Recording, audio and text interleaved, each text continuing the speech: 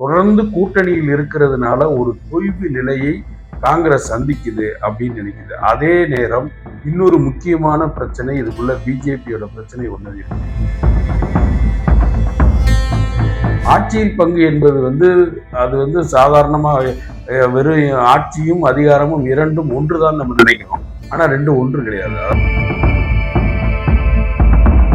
அதனாலதான் இந்த தேர்தலில் அந்த ஆட்சியில் பங்கு அதிகாரத்தில் பங்குன்றதை அதாவது சீட்டுகளை கூட குறைச்சு கொள்ளலாம்.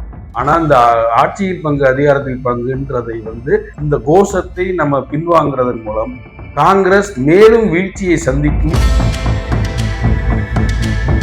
அதிகாரத்தில் பங்கு கொடுக்க முடியாதுன்றத உறுதியா முதல்வர் சொல்லிட்டாரு.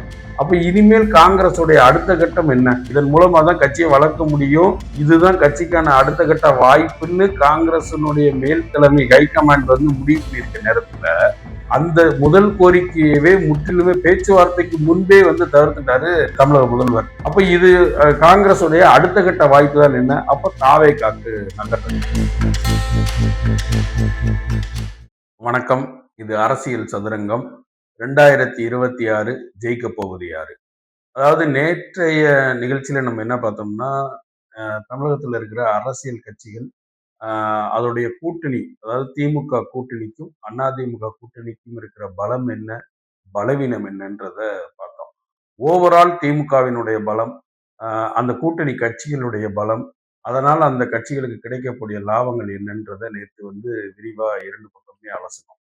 இன்னைக்கு என்ன அலச போறோம்னா, திமுக கூட்டணிக்குள்ள இருக்கக்கூடிய காங்கிரஸ் திடீரென்று இந்த ஆட்சியில் பங்கு அதிகாரத்தில் பங்குன்ற கோஷத்தை முன்வைக்கிட்டு பல்வேறு முரண்பாடுகளை எடுத்துக்கிட்டு வருது இந்த தேர்தல் நேரத்துல. ஏன் இந்த திடீர் முடிவு, எதனால் காங்கிரஸ் இந்த முடிவுக்கு வந்ததுன்றதை பத்தி தான் நம்ம பேச போறோம். அந்த முடிவு சரியா தவறான்றதையும் அலச போறோம். முதல்ல திமுகவிற்கு காங்கிரஸ் எவ்வளவு முக்கியம், காங்கிரசுக்கு திமுக எவ்வளவு முக்கியம்ன்றதை பார்ப்போம். அதாவது என்னன்னா, திமுக கடந்த 2006 இருந்து காங்கிரஸோட கூட்டணியில் இருக்கு. அகில இந்திய அளவுல சோனியா காந்திக்கு வெளிநாட்டவர்ன்ற பிரச்சனை வந்தப்போ பிரதமர் ஆக்கணும்னு குரல் கொடுத்தவர் கலைஞர். அதே போல ராகுலுக்கு பிரச்சனை வந்தப்போ ராகுலை முதலாக பிரதமர் வேட்பாளராக முன்மொழிஞ்சவரும் ஸ்டாலின். அப்படி திமுகவிற்கும் காங்கிரசுக்கும் இடையிலான உறவு என்பது ரொம்பவும் பிணக்கமானது. அதே போல 2006 திமுக மைனாரிட்டி அரசாக இருந்த போது எந்த விதமான நிபந்தனையும் இல்லாமல் திமுகவுக்கு ஆதரவு கொடுத்தது காங்கிரஸ். அப்படி 2 பக்கமுமே சரிசமமான முறையில் காங்கிரஸை ஆதரிப்பது, திமுக ஆதரிப்பதுன்ற நிகழ்வுகள் கடந்த காலங்கள்ல ஒரு சுமூகமான ஒரு உறவா திமுக காங்கிரஸ் உறவுன்றது தொடர்ந்து இருந்துகிட்டே வருது. இதுக்கு இடையில நிறைய முரண்பாடுகள் இருந்தாலும் இந்த கூட்டணி தொடர்ந்து கொண்டே வருது. சரி, இப்ப இதுல என்ன திடீர் பிரச்சனை வந்தது அப்படின்னா, இந்த தொடர்ச்சியான ஒரு கூட்டணி தான் காங்கிரஸை ஒரு தொய்வு நிலையில கொண்டு போய் தமிழ்நாட்டுல கொண்டு போய் ஒரு முட்டு சந்தில நிப்பாட்டிடுச்சு. அதாவது தொடர்ந்து அகில இந்திய அளவுல காங்கிரஸ் வீழ்ச்சிகளை சந்தித்து வந்தாலும் மாறாத, அதாவது ஒரு குறிப்பிட்ட அளவு நாடாளுமன்ற உறுப்பினர்களையும் சட்டமன்ற உறுப்பினர்களையும் திமுக கூட்டணியிலிருந்து காங்கிரஸ் பெற்றுக்கிட்டே வருது. இதற்கு என்னதான் கூட்டணி கட்சியா திமுக இருந்தாலும் காங்கிரஸை மக்கள் நம்புகிறார்கள் என காங்கிரஸ் தலைமை நினைக்கும். அப்போ அப்படிப்பட்ட இடத்தில் கட்சியை வளர்க்க வேண்டிய கட்டாயம் காங்கிரஸுக்கு ஏற்படுது. தொடர்ந்து கூட்டணியில் இருக்கிறதுனால ஒரு தொய்வு நிலையை காங்கிரஸ் சந்திக்குது அப்படின்னு நினைக்குது. அதே நேரம் இன்னொரு முக்கியமான பிரச்சனை இதுக்குள்ள பிஜேபியோட பிரச்சனை ஒண்ணு இருக்கு. என்னன்னா, அகில இந்திய அளவில் காங்கிரஸை வலுவிழக்க செய்யக்கூடிய அத்தனை விஷயங்களையும் பிஜேபி செய்யுது. அதாவது தனக்கு எதிர்கட்சியா அதுல தொடர்ந்து வெற்றியும் பெற்றுக்கிட்டு வருது. பல்வேறு மாநிலங்கள்ல காங்கிரஸ் முன்பை விட மிக கீழான நிலைமைக்கு சென்று கொண்டிருக்கு. ஒரு தேசிய எதிர்கட்சி அப்படிங்கிற அந்தஸ்தில் இருந்து காங்கிரஸை இறக்கணும்.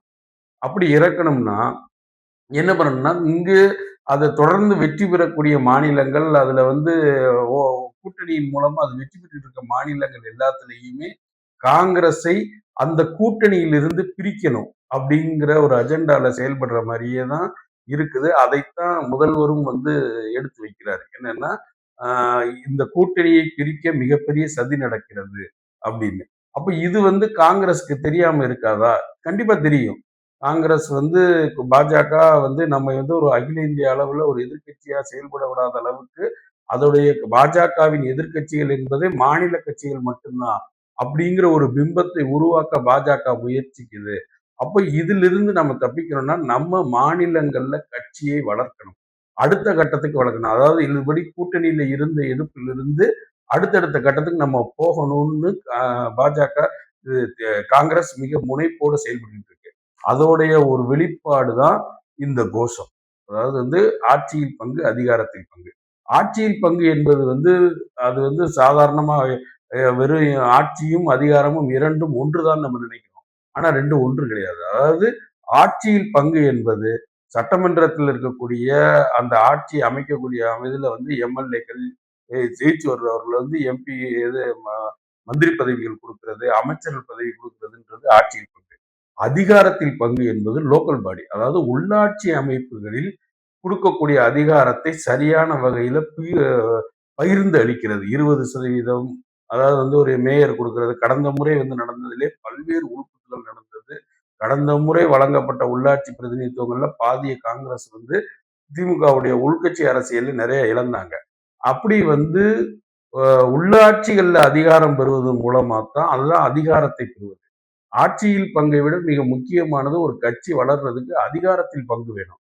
அப்போ அதைத்தான் வந்து முக்கிய கோஷமா வச்சு இந்த தேர்தலை சந்திக்க வருது. அதனாலதான் இந்த தேர்தலில் அந்த ஆட்சியில் பங்கு, அதிகாரத்தில் பங்குன்றதை வந்து அதாவது சீட்டுகளை கூட குறைச்சு கொள்ளலாம். ஆனா இந்த ஆட்சியில் பங்கு, அதிகாரத்தில் பங்குன்றதை வந்து இந்த கோஷத்தை நம்ம பின்வாங்குறதன் மூலம் காங்கிரஸ் மேலும் வீழ்ச்சியை சந்திக்கும்னு நினைக்கிறாங்க. அதாவது வந்து இந்த உள்ளாட்சிகளில் பிரதிநிதித்துவப்படுவதன் மூலமா தான் அடிப்படை கட்டமைப்புகளை வந்து மேம்படுத்த முடியும் காங்கிரஸ். அதனால இந்த அதிகாரத்தில் பங்குன்ற கோஷத்தில் காங்கிரஸ் மிக உறுதியா இருக்கிறதா சொல்லப்படுது. அதை வைத்து இந்த அனைத்து பேச்சுவார்த்தைகளுமே நடக்குது. இந்த 22ஆம் தேதி பேச்சுவார்த்தை குழு அமைப்பதாக முதல்வர் வந்து சொல்லியிருக்காரு. அதன் அடிப்படையில் நடக்கக்கூடிய பேச்சுவார்த்தைகளுமே இந்த அதிகாரத்தில் பங்கை நோக்கி தான் அந்த பேச்சுவார்த்தையே நடக்கும். அதில் வந்து காங்கிரஸ் எல்லளவு பின்வாங்க போறது இல்லைன்ற ஒரு தகவலும் சொல்லப்படுது. சரி, இது சரியா? அதாவது வந்து இந்த ஆட்சியில பங்கு கேட்கிறது, அதிகாரத்தில் பங்கு கேட்கிறதுன்றது சரியா அப்படின்னு கேட்டோம்னா, ஒரு கட்சி தான் வாங்குற பிரதிநிதித்துவத்தின் அடிப்படையில தனக்கு ஒரு பங்கு வேணும், அதிகாரத்திலையும் ஆட்சியிலையும் பங்கு வேணும்னு கேட்கிறதுல தவறு இல்ல. ஆனா அதற்கான காலமா இது இருக்கான்றத முக்கியமா பார்க்கணும்னு காங்கிரஸ்குள்ள இருக்கக்கூடியவர்களே சிலர் வந்து சொல்றாங்க. என்னன்னா, இதுதான் உங்களுடைய பிளான், இதுதான் உங்களுடைய டார்கெட்ன்னு நீங்க முடிவு பண்ணிட்டீங்கன்னா, இந்த செயல் திட்டத்தை நோக்கி ஒரு வருடத்திற்கு முன்பே நீங்க வந்து செயல்படுத்த ஆரம்பிச்சிருக்கணும். ஒரு வருடத்திற்கு முன்பே எங்களுடைய திட்டம் வந்து ஆட்சியில் பங்கு, அதிகாரத்தில் பங்குன்னு சொல்லிட்டு, அதற்கான வேலைகள் மக்கள் பிரச்சனைகள் திமுக ஆட்சியில் இருந்த பல்வேறு மக்கள் பிரச்சனைகளை எடுத்து பேசியிருக்கணும் காங்கிரஸ். அது எதுவுமே செய்யாம கரெக்டா தேர்தலுக்கு 20 நாள் 30 நாட்களுக்கு முன்பு திடீரென ஆட்சியிலும் பங்கு அதிகாரத்திலும் பங்குன்னு கேட்கிறது ஒரு கூட்டணியை வந்து சரியான விஷயமா இல்லைன்னு காங்கிரஸுக்குள்ளேயே நிறைய அதிருப்தியான கருத்துக்களும் ஆதரவான கருத்துக்களும் இருக்கு. சரி, அதிகாரத்தில் பங்கு கொடுக்க முடியாதுன்றத உறுதியா முதல்வர் வந்து சொல்லிட்டாரு. அப்ப இனிமேல் காங்கிரஸுடைய அடுத்த கட்டம் என்ன? அதாவது மெயின் கோரிக்கை இந்த இதன் மூலமா தான் கட்சியை வளர்க்க முடியும். இதுதான் கட்சிக்கான அடுத்த கட்ட வாய்ப்புன்னு காங்கிரசினுடைய மேல் தலைமை ஹைகமாண்ட் வந்து முடிவு பண்ணியிருக்க நேரத்துல அந்த முதல் கோரிக்கையவே முற்றிலுமே பேச்சுவார்த்தைக்கு முன்பே வந்து தவிர்த்துட்டாரு தமிழக முதல்வர். அப்ப இது காங்கிரசுடைய அடுத்த கட்ட வாய்ப்பு தான் என்ன? அப்ப தாவேகாக்கு நகர்றது. இப்ப தாவேகாவினோடு காங்கிரஸ் கூட்டணி வைப்பதால் என்ன நிகழும் தமிழக அரசியல்னு பார்த்தா கண்டிப்பாக திமுகவிற்கு மிகப்பெரிய சரிவை தாவேகாவோடு காங்கிரஸ் இணையறதுனால ஏற்படும். அதாவது மைனாரிட்டி ஓட்ஸ் முக்கியமா வந்து தலித் ஓட்டுகளும் மைனாரிட்டி கிறிஸ்டியானிட்டி ஓட்டுகளையும் வந்து திமுக கூட்டணியிலிருந்து பெருவாரியா பிரிக்கும். இதனால என்ன ஆகும்னா இரண்டு பெரிய கட்சிகளுக்குமே அதாவது ஒரு 50% திமுகவிற்கும் 30-40% அதிமுகவுக்குமே பாதிப்பு ஏற்படும்.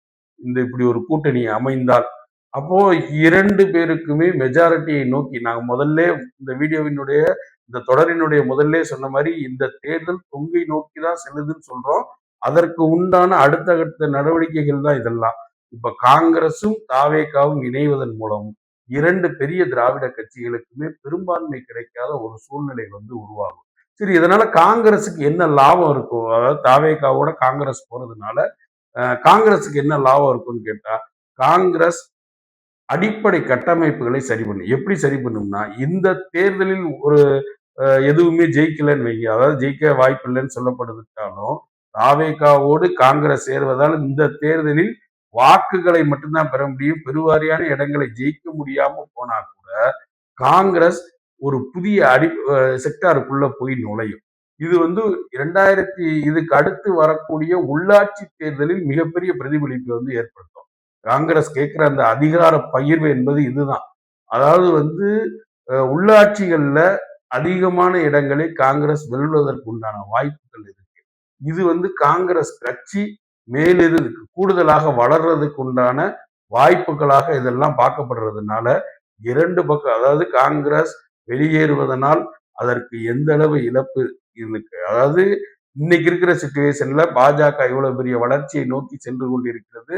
இவ்வளவு உற்ற நண்பனை, தன்னை முன்னிறுத்திய நண்பனை விட்டுட்டு காங்கிரஸ் வெளியேறி தன் எதிர்காலத்திற்கான திட்டங்களை போட போகுதா, அல்லது இன்னைக்கு இருக்கக்கூடிய பிரச்சனைகளை தீர்ப்பதற்கு காங்கிரசுக்குள்ளேயே இருந்து இந்த பிரச்சனைகளை சமாளிக்க போகிறதா என்பதை காங்கிரஸ் தான் முடிவு செய்யணும்.